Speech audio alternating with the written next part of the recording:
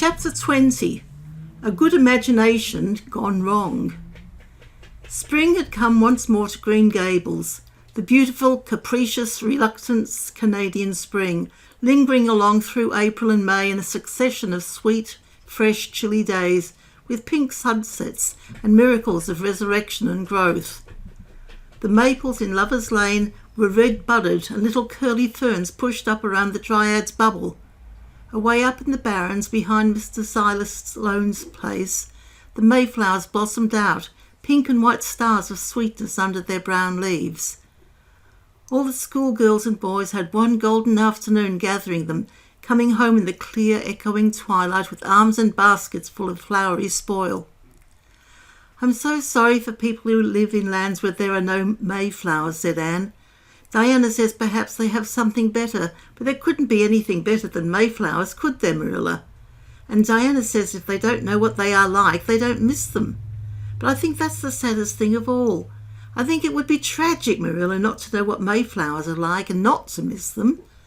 Do you know that what I think mayflowers are, Marilla? I think they must be the souls of the flowers that died last summer, and this is their heaven. But we had a splendid time today, Marilla. We had our lunch down in a big mossy hollow by an old well. Such a romantic spot. Charlie Sloane dared Artie Gillis to jump over it, and Artie did because he wouldn't take a dare. Nobody would in school. It's very fashionable to dare. Mr. Phillips gave all the mayflowers he found to Prissy Andrews. I heard him say sweets to the sweet. He got that out of a book, I know, but it shows he has some imagination. I was offered some mayflowers too, but I rejected them with scorn. I can't tell you the person's name because I have vowed never to let it cross my lips. We made wreaths of the mayflowers and put them on our hats, and when the time came to go home, we marched in procession down the road 2 by 2 with our bouquets and wreaths, singing My Home on the Hill. Oh, it was so thrilling, Marilla. All Mr. Silas Sloane's folks rushed out to see us, and everybody we met on the road stopped and stared after us. We made a real sensation." "Not much wonder. Such silly doings," was Marilla's response. After the mayflowers came the violets, and Violet Vale was empurpled with them. Anne walked through it on her way to school with reverent steps and worshipping eyes, as if she trod on holy ground. "Somehow," she told Diana, "when I'm going through here, I don't really care whether anybody gets ahead of me in class or not.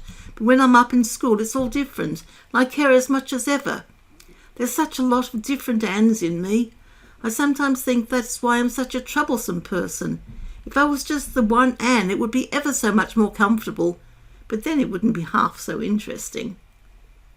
One June evening, when the orchards were pink-blossomed again, when the frogs were singing silvery sweet in the marshes about the head of the lake of shining waters, and the air was full of the savour of clover fields and balsamic wood firs, Anne was sitting by her gable window.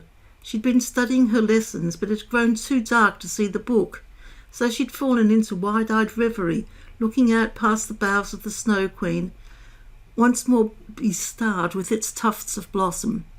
In all essential respects, the little gable chamber was unchanged. The walls were as white, the pincushion as hard, the chairs as stiffly and yellowly upright as ever. Yet the whole character of the room was altered. It was full of a new, vital, pulsing personality that seemed to pervade it, and to be quite independent of schoolgirl books and dresses and ribbons, and even of the cracked blue jug full of apple blossoms on the table.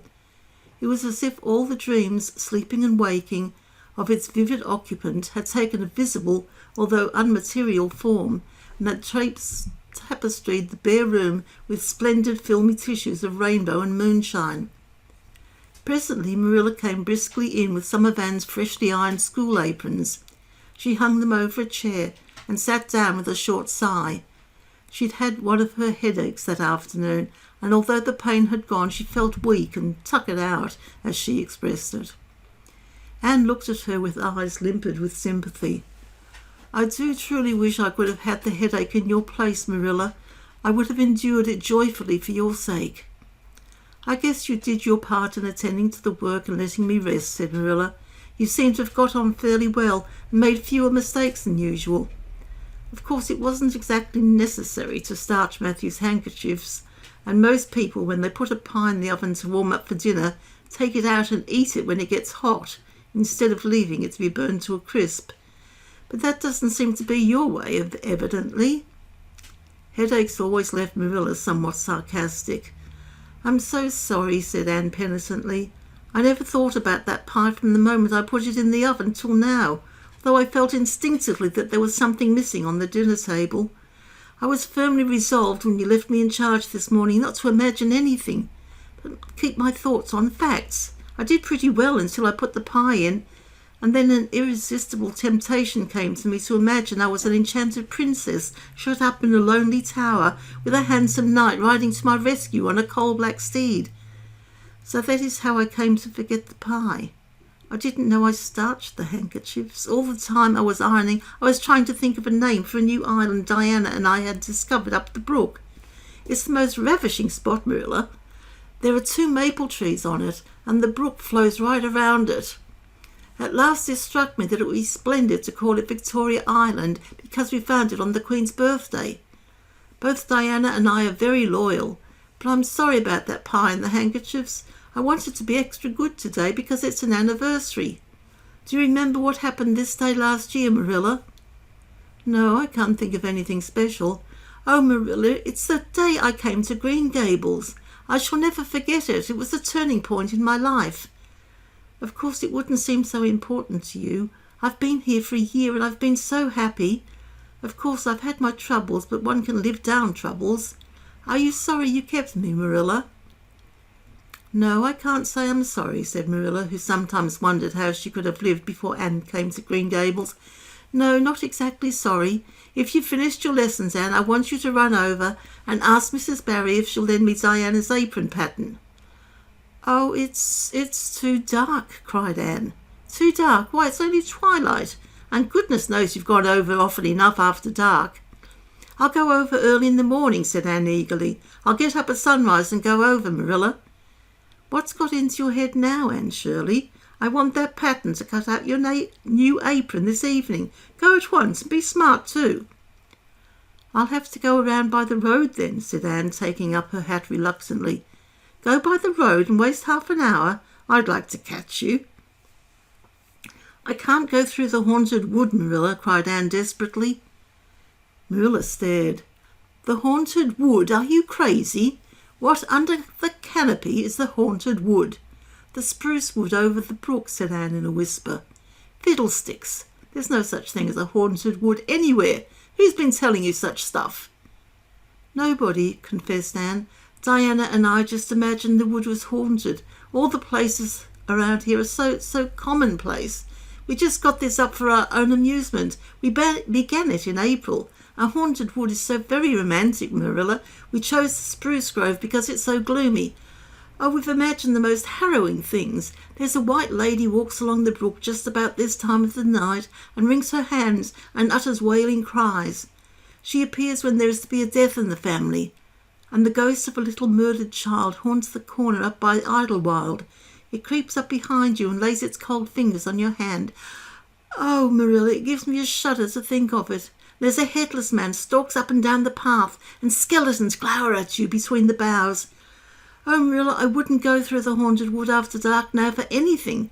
I'd be sure that white things would reach out from behind the trees and grab me." "Did ever anyone hear the like?" ejaculated Marilla, who had listened in dumb amazement. "Anne Shirley, do you mean to tell me you believe all that wicked nonsense of your own imagination?" "Not believe exactly," faltered Anne. "At least I don't believe it in daylight.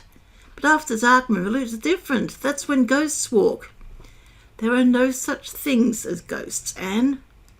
"Oh, but there are, Marilla," cried Anne eagerly. "I know people who've seen them. They're respectable people. Charlie Sloane says that his grandmother saw his grandfather driving the cows home one night after he'd been buried for a year. You know Charlie Sloane's grandmother wouldn't tell a story for anything. She's a very religious woman. And Mrs. Thomas's father was pursued home one night by a lamb of fire with its head cut off, hanging by a strip of skin. He said he knew it was the spirit of his brother and that it was a warning he would die within 9 days. He didn't, but he died 2 years after, so you see it was really true.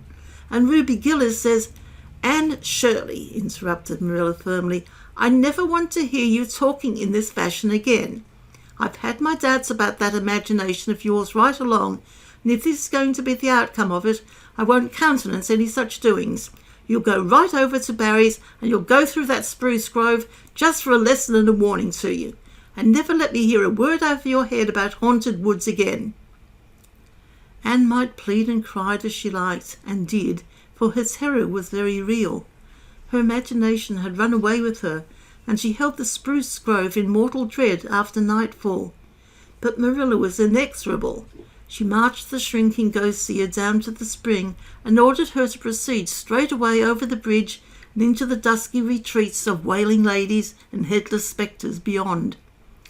"Oh, Marilla, how can you be so cruel?" sobbed Anne. "What would you feel like if a white thing did snatch me up and carry me off?" "I'll risk it," said Marilla unfeelingly. "You know I always mean what I say. I'll cure you of imagining ghosts into places. March, now." Anne marched. That is, she stumbled over the bridge and went shuddering up the horrible dim path beyond. Anne never forgot that walk. Bitterly did she repent the license she had given to her imagination. The goblins of her fancy lurked in every shadow about her, reaching out their cold, fleshless hands to grasp the terrified small girl who had called them into being. A white strip of birch bark flowing up from the hollow over the brown floor of the grove made her heart stand still. The too long-drawn wail of two old boughs rubbing against each other brought out the perspiration in beads on her forehead. The swoop of bats in the darkness over her was as the wings of unearthly creatures. When she reached Mr. William Bell's field, she fled across it as if pursued by an army of white things, and arrived at the Barry kitchen door so out of breath that she could hardly gasp out her request for the apron pattern. Diana was away, so that she had no excuse to linger. The dreadful return journey had to be faced. Anne went back over it with shut eyes, preferring to take the risk of dashing her brains out among the boughs to that of seeing a white thing. When she finally stumbled over the log bridge, she drew one long shivering breath of relief. "Well, so nothing caught you," said Marilla unsympathetically. "Oh, Marilla," chattered Anne, "I'll be content with commonplace after this."